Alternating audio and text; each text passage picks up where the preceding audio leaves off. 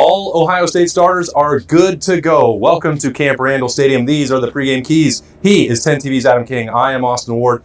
What an absolutely beautiful day. It's perfect. I thought it was going to be a little cooler. I thought it might be rainy. This suit is too hot for what this weather brought, but you couldn't ask for better weather for the third weekend in October. Yeah, had a lovely walk through campus here this morning in Madison as the Buckeyes, undefeated Buckeyes, getting ready for Wisconsin. Reeling a little bit. They will also be without their starting quarterback for the third game in a row. So you look at the availability report, not so great for Wisconsin. They are on Hunter Simmons at starting quarterback. He has struggled in the last couple of weeks. Conversely, Ohio State, with an off week looming after this, they have everyone available. That includes Lorenzo Styles. That includes Edric Houston.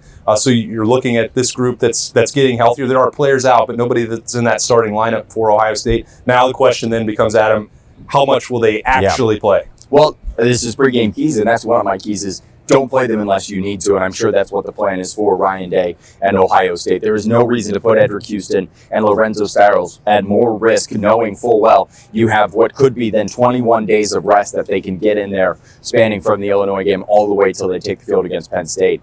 That's most important, and I don't think, if there's a world where those two have to be on the field, something has gone horribly wrong in this game. Right, yeah, and I think we can probably include Bo Jackson in this conversation as well. He left the game at Illinois early with an ankle injury. He looked on Wednesday totally fine. Yeah. Didn't have anything on the ankle, didn't have anything on his knee. We've been paying close attention to the way he's walked off the field for the last month as he's become the starter, become the bell cow for Ohio State at tailback. He's not listed anywhere on there. Again, that doesn't necessarily mean that Bo Jackson has to get 20 carries against Wisconsin. No. Doesn't mean that, as you mentioned with Lorenzo Styles, that he needs to play every single snap in the nickel, because with that shoulder injury, Ohio State, I think, my understanding, clearly trying to avoid a surgery scenario that would keep him out for an extended period of time. So I think we're probably trending towards a game where Devin Sanchez plays a lot. Again, this is another moment for Jermaine Matthews. For Jermaine Matthews to play in the slot here. That was really successful for Ohio State at Illinois. They know that they can get through this game that way, or at least you would assume so, because Wisconsin has been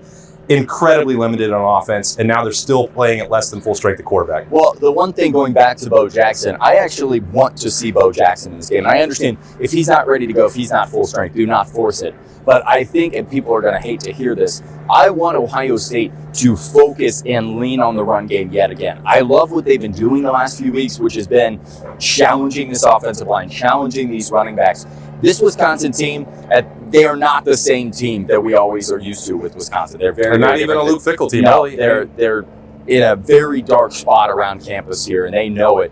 But you still want to, you're going against a Big Ten line here. It's either way. That's tough to do. You want to go out there and establish that run, which has been so important for them. Something that as you get into that second chunk of the season and everybody's circling that final game, I know that people want to throw it 100 times. That's just not how it's going to work. You got to find a way to make the run game work, and I think today is a good opportunity to continue to lean on that. Well, and earlier in the week, there was all this conversation about, look ahead to that forecast. If Ohio State is going to throw to then set up the run, that's a viable strategy. Yeah. Would they be able to do that if it was raining? Could Julian Sayin, what would he do to handle the elements for the first time? It's another first-timeness opportunity for him. That's not going to be the case. The sun, I don't think so. I don't see a single cloud in the sky. The sun is beating down. It feels great out here, to be honest with you. I was anticipating, because it was a little wet and gloomy this morning. Yeah. And I was like, it feels like Big Ten weather. Yeah, you're up in Madison. Weather. There was good vibes around campus last night. I'm not sure that that's actually the case. It's a great day for tailgating, and Wisconsin is famous for it. And walking through campus, everyone was like, "Oh, you guys are from Ohio? Hopefully we can stick around until halftime." I was amazed at the way that they've responded to this. So yesterday I went out on campus and I decided I was going to feel the confidence level of fans, and I talked to probably 20 fans through all of it. They are in a bad spot. Yeah, they are. I feel bad because this is not the Wisconsin program we know of even 2 years ago when Kyle McCord came in here. It's very different. It's a lost way. And somebody said to me yesterday, I thought this was pretty spot on. They said it's not entirely Luke Fickell's fault because there are bigger things at play here. At the center of it all, you need backing from every person that influences your athletic department, and they don't necessarily have that. But somebody's got to be at fault, and it's going to fall on Luke Fickell here. But, man, they are in a bad spot on this campus. One kid said, he doesn't even care about jump around anymore. Oh. It's the whole shebang. That's like when they're joking about it, it's like, oh, maybe you can get to halftime. Maybe you can actually get enough people to stick around for jump around at the end of the third quarter. A couple years ago, experiencing that and the press box shaking, it's like, this is what college football is about. And I really believe, like, Camp Randall, Wisconsin, the pinstripes and, overalls and the spotted cow and like, this is what it's all about. And it's kind of, it's a bit sad. It is. To be getting ready for Ohio State, a kickoff against Wisconsin, and being like, well, it's a 25.5-point spread. And the best thing that Wisconsin could have hoped for was some rain, and they didn't even get that. And the crazy thing is, the one thing that will tell you everything about this Ohio State-Wisconsin game that you need to know is that there's sunlight out right now. Because when Ohio State plays in Madison, they play at night. They play that game under the lights, spend the whole day riling up their fans because they think they have a shot. They played this game at 3:30 because it's just not what it should be. I picked this game preseason to be one of the toughest on the schedule. Yeah.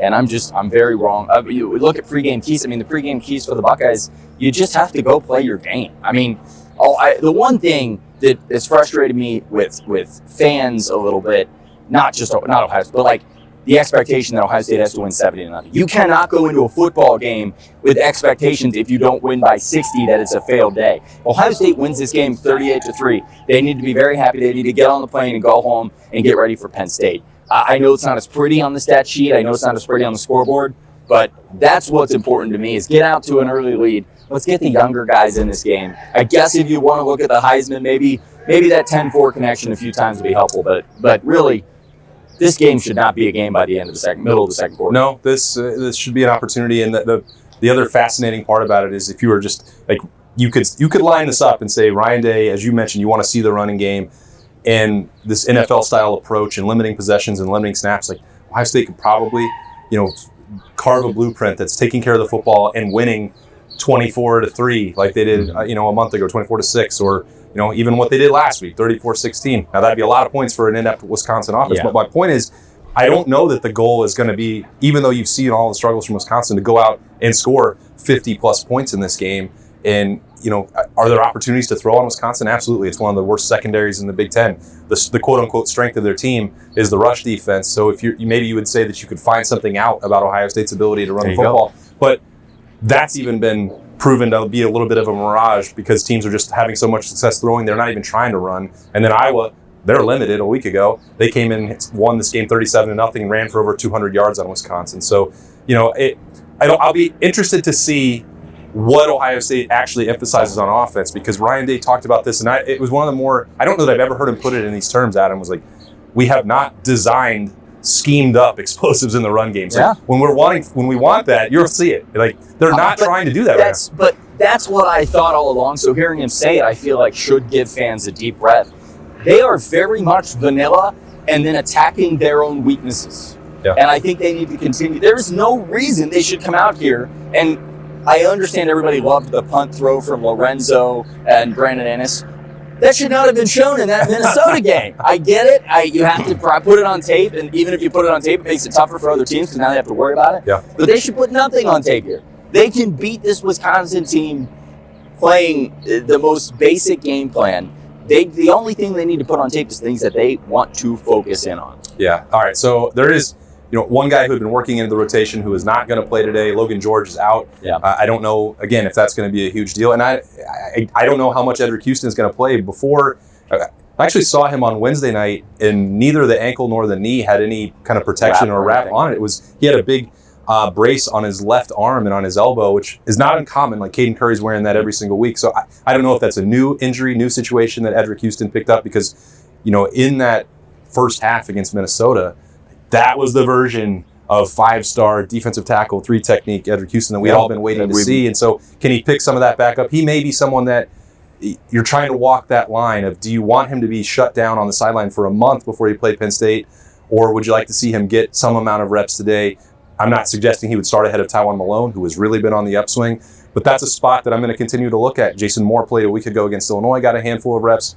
The depth of that defensive tackle group, we've spent 8 months talking about it. I don't mean to belabor it, but I think you're still trying to elevate that group heading into what is coming in November and beyond.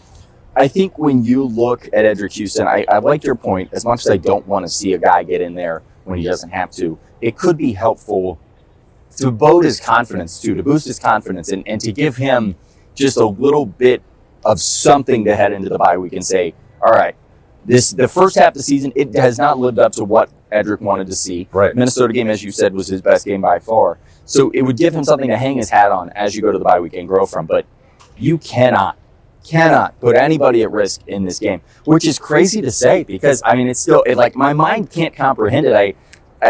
I think I picked the score to be 38-3, and because I think Ohio State respects Luke Fickell. Yeah. I don't think if you're expecting Ryan Day to come out here and drop 70, that's just not going to happen because there's too much respect on the other sideline.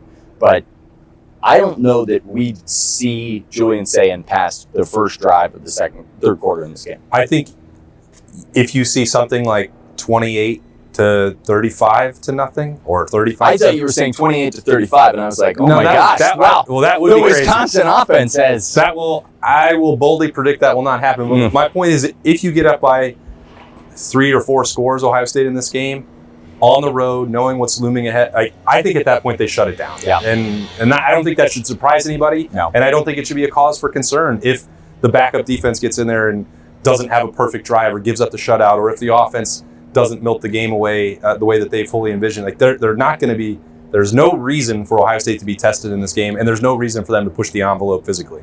I think we have to move past, especially in the world of college football we are this season. Look last night at Miami. Look at all these teams. It doesn't matter how you win. Just win. Just win, baby. That's just win, baby. That was what he said before Texas. And it really, I mean, if they won a national title, it should be on every shirt in Columbus because that's kind of been the mantra this season. And they've done it in so many different ways. Maybe this is the game that they go out there and you see them light them up and then kind of tone it down there in the second half and try to get home. But I don't know. I would not be surprised if they still try to work on things because that's what it is. It's live reps. Yep. It's live action against someone other than your own defense, which Ohio State, when you're going up against your own defense, it's pretty tough. It is. And live reps, live coverage, 3:30 at Camp Randall Stadium on CBS. That's 2:30 Central Time, and I can't get over how beautiful it is. Very much looking forward to a fun afternoon here watching Ohio State and Wisconsin. Adam King will be back for some snap judgments afterwards. We'll have Don't tell them now they're not going to watch. Maybe they will. Birm might be here. Could be Birm. I don't know. Could be Birm. Maybe we'll parachute Birm, and we'll have Birm won't be here. A 3-man broadcast booth for snap Birm won't judgments. be here. Okay, fine. And Mick Walker of Letterman Row will be running the notebook camera for me. So hoping. Love them on the road. Going to show off some new stuff down there at Camp Randall Stadium. So have a fantastic afternoon, folks. He's Adam King. I'm Austin Ward. These have been Snap Judgments on 97.1 The Fan, 10 TV, and 10 TV Plus. We'll see you later.